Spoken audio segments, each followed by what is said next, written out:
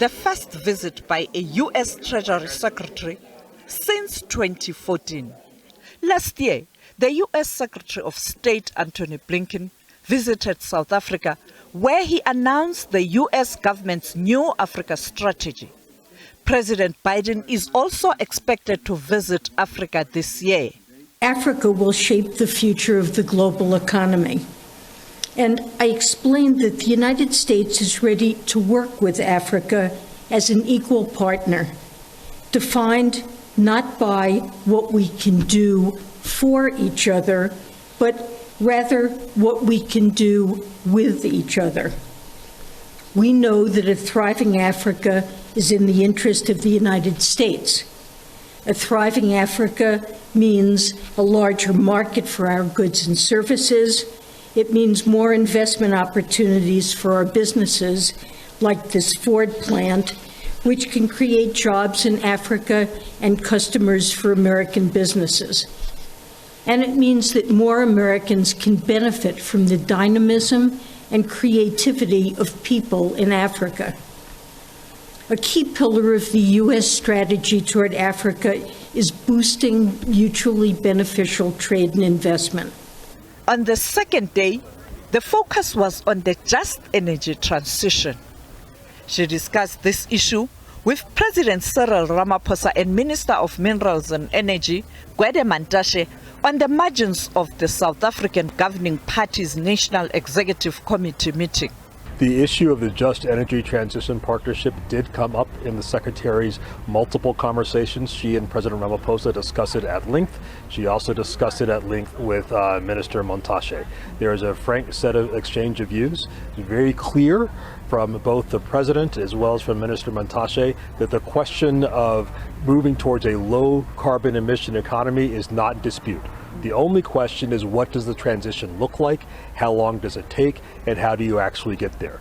It is clear that there is substantial international financial support available to add green generation capacity to the grid here in South Africa.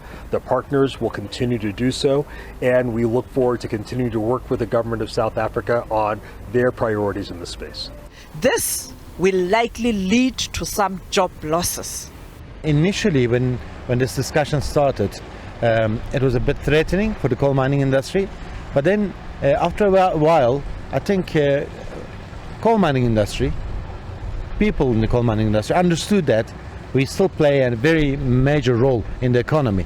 Especially if you look at what happened between Ukraine and Russia, and that put European businesses in a very, or European countries in a very interesting conundrum in terms of their energy needs. If you look at Germany, 140,000 megawatts wind and solar, but without gas, they don't really mean much.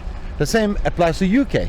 The whole system, whole concept was built on let's do renewables, and then we will actually it will be complementary to the base load that's generated from gas. But when you don't have the gas, then it's a problem. So our gas is in South Africa, it's coal. We don't have gas.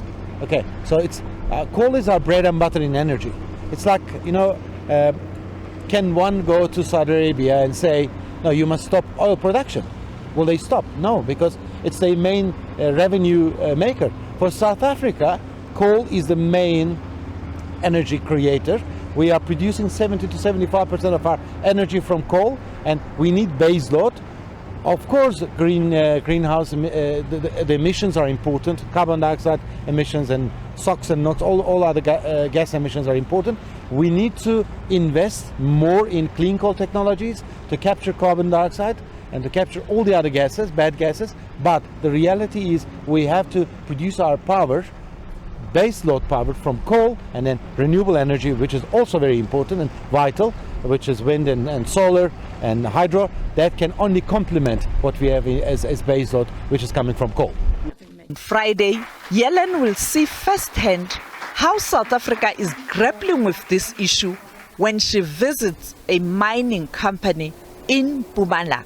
Sophie Mkwena, SABC News, Johannesburg.